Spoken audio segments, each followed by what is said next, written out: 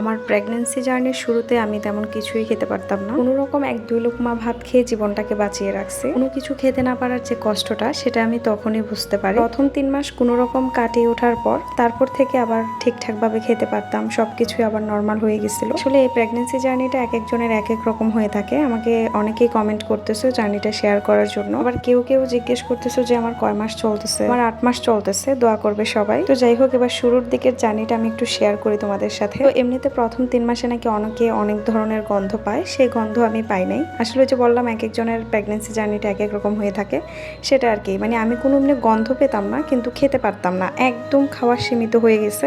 মানে কোনো রকম ওই যে বললাম জীবনটা বাঁচিয়ে রাখছি 1-2 লোকমা ভাত খেয়ে, সেটাই। আর শুরুর দিকে এমনিতে বমি করার মাত্রাটা অনেকেরই বেশি থাকে, কিন্তু আমার এরকম বেশি ছিল না, আমার একদমই কম ছিল।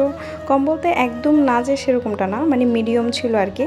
যেমন সকালে একবার, অথবা দুপুরে অথবা রাতে একবার এরকম হয়ে থাকতো। আর বেশিরভাগই হচ্ছে কি ওষুধ খাওয়ার পর, মানে ওষুধটা মুখে নিলেই বমি চলে আসতো, বিষয়টা এরকম ছিল। আর সব থেকে বেশি যে জিনিসটা আমি সাফার করছি সেটা হচ্ছে ওই যে খেতে না পারা, আর দ্বিতীয়ত হচ্ছে কি কোষ্ঠকাঠিন্য। এটা একদম আমাকে জ্বালিয়ে ফেলছে, আমি কান্না সহ করছি। কোষ্ঠকাঠিন্য বিষয়টা এতটা কষ্টের, এমনিতে আগে কখনোই আমার এরকম কোষ্ঠকাঠিন্য হয় নাই। মানে প্রেগনেন্সির পরে এই প্রবলেমটা আমার প্রথম 3 মাস খুব বেশি দেখা গেছে। পরে ডক্টরের কাছে শেয়ার করার পর ডক্টর একটা ওষুধ দিয়ে দিছিল।